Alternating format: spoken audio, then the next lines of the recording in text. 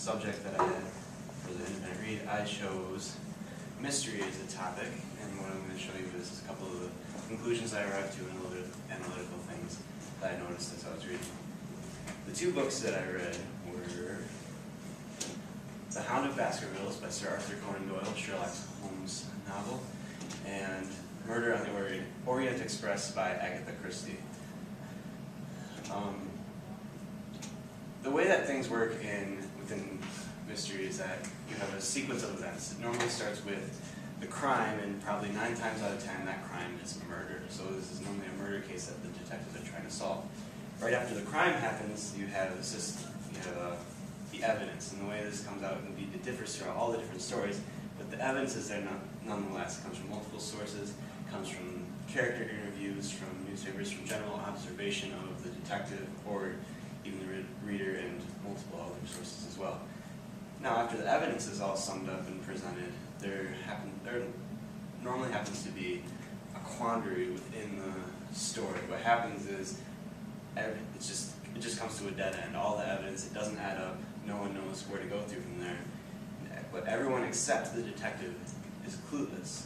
And then that leads into the resolution, where the detective always notices something that no one else did. The one detail that you realize was said at the beginning, but you never noticed it until the very end when they bring it up. And then crime is solved. The detective is revered as a genius, rightfully so. I also point out the differences between the two detectives within the story. The first one is Sherlock Holmes and that's how today would sort of portray Holmes as the beautiful Robert Downey Jr. But this is the version that you would more likely see within the stories. The stereotypical hat, the pipe, the leader face. The other one is Hercule Poirot. He gets 50 awesome points for the mustache. Not the most popular thing in the world.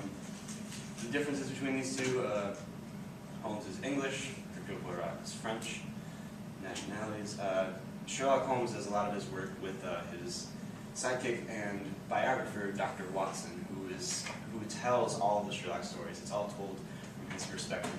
Hercule Poirot's normally a third-person perspective, and he doesn't normally have someone else tagging along with him, helping him out with his cases. The styles of these two detectives are also very different. Sherlock Holmes is very unorganized, unorthodox. Things just sort of show up to him, and he's analyzing all this information, jumbles it around. He doesn't really write down a whole lot of things either. He has a really good photographic memory, and so he uses that a lot.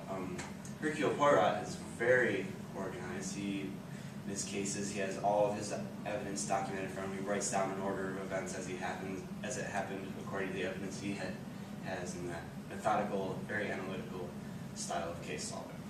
One thing that these two detectives do share, though, they're very equally brilliant in what they do.